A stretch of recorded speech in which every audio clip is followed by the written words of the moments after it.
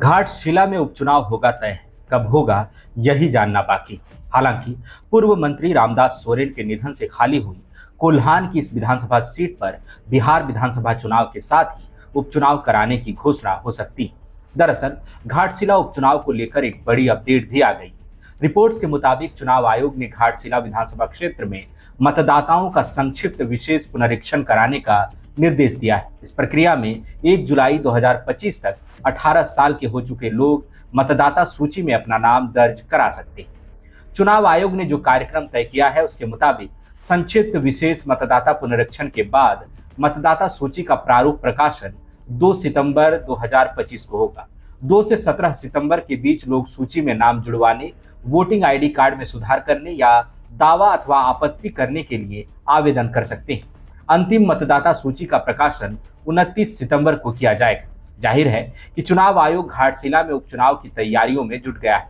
15 अगस्त 2025 को मंत्री रामदास सोरेन का निधन हो गया। अब जनप्रतिनिधित्व अधिनियम 1951 की धारा 151A के तहत इस सीट पर 6 माह के भीतर यानी 16 जनवरी 2026 से पहले मतदान कराना अनिवार्य है। संकेत ऐसे हैं कि बिहार विधानसभा चुनाव के साथ ही घाटशिला उपचुनाव भी करवाया जा सकता है। घाटशिला विधानसभा सीट पर हुए विधानसभा चुनावों का हालिया इतिहास देखें तो 2009 से लेकर 2024 तक में 4 चुनावों में 3 बार झारखंड मुक्ति मोर्चा ने बाजी मारी। इस सीट पर झारखंड मुक्ति मोर्चा ने केवल जीत ही दर्ज नहीं की, बल्कि 2009 से लेकर 2024 तक में उनके मत प्रतिशत में गजब का इजाफा हुआ। जीत और हार का मार्जिन भी बढ़ता गया। मसलन 2009 में जहां झारखंड मुक्ति मोर्चा की जीत का अंतर महज 1192 वोट का था, वहीं 2024 में यही अंतर बढ़कर 22,446 तक पहुंच गया। यह दर्शाता है कि कैसे आदिवासी आरक्षित इस सीट पर झारखंड मुक्ति मोर्चा समय के साथ मजबूत होता चला गया और इस बार तो पार्टी के साथ रामदास सोरेन के आकस्मिक निधन से पैदा हुई सहानुभूति लहर भी है। इसके अलावा गुरुजी के निधन से भी संताल आदिवासी समुदाय एकजुट हो सकता है। पिछले साल नवंबर में संपन्न चुनाव में झामुमो के टिकट पर लगातार चौथी बार घाटशिला में उतरे रामदास सोरेन ने भारतीय जनता पार्टी के प्रत्याशी और कोल्हान टाइगर चंपाई सोरेन के बेटे बाबूलाल सोरेन को 22,446 वोट के बड़े अंतर से हरा दिया था। जीत हार का मार्जिन 22,446 वोटों का था। रामदास सोरेन को जहां 98,356 वोट मिले, वहीं बाबूलाल सोरेन को 75,910 वोट ही मिले।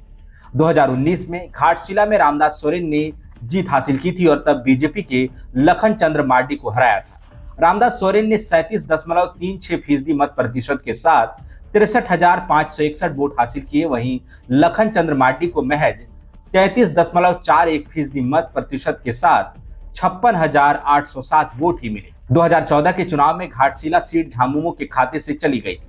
तब भाजपा के लक्ष्मण टुडू ने जीत हासिल की थी। लक्ष्मण टुडू को 32.48% मत प्रतिशत के साथ कुल 52,506 वोट मिले।